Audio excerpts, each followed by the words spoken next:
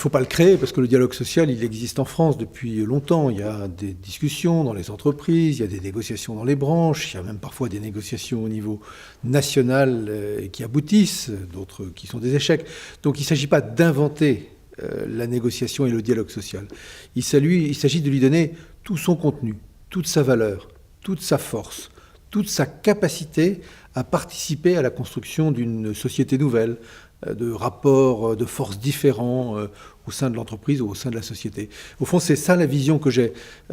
J'y attache beaucoup d'importance. Le dialogue social, c'est pour la première fois dans le titre du ministère. Je suis le ministre du Travail, de l'Emploi, du dialogue social. Et je voudrais que ce ne soit pas simplement une phrase, je voudrais que ce ne soit pas simplement des promesses, je ne voudrais pas que ce soit simplement des engagements, je voudrais que ça devienne une réalité. Je suis persuadé que plus les sujets sont difficiles et délicats, plus c'est par le dialogue social à tous les niveaux qu'on peut trouver des solutions.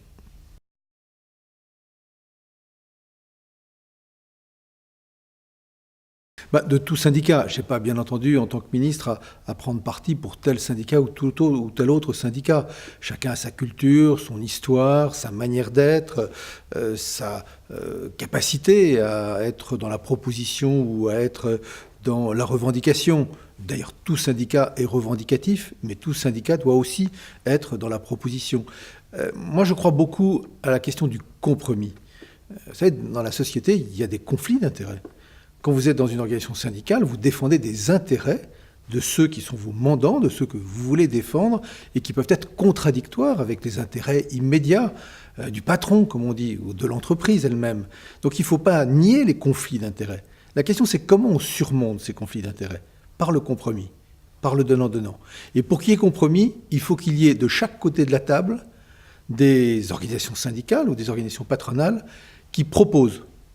À partir de là, il y a une confrontation entre ces propositions, et ensuite on dépasse la confrontation pour trouver une sortie, une solution. Alors si d'un côté ou de l'autre de la table, on ne veut pas de compromis, il n'y en a pas. On reste dans l'affrontement. Et souvent, on reste dans le conservatisme. Rien ne bouge. Mais si on veut que ça bouge, c'est par le compromis qu'on y arrive. Donc c'est par la proposition. À chaque organisation syndicale de faire ses propositions, à chaque partenaire de prendre ses responsabilités, mais la recherche d'un compromis positif, d'un compromis qui dépasse les contradictions d'intérêt immédiates, ça me paraît être le moteur d'une société en mouvement.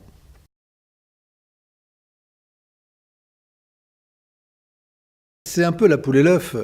Au fond, si le dialogue social ne porte pas grand-chose en lui-même, pourquoi être membre d'un syndicat ?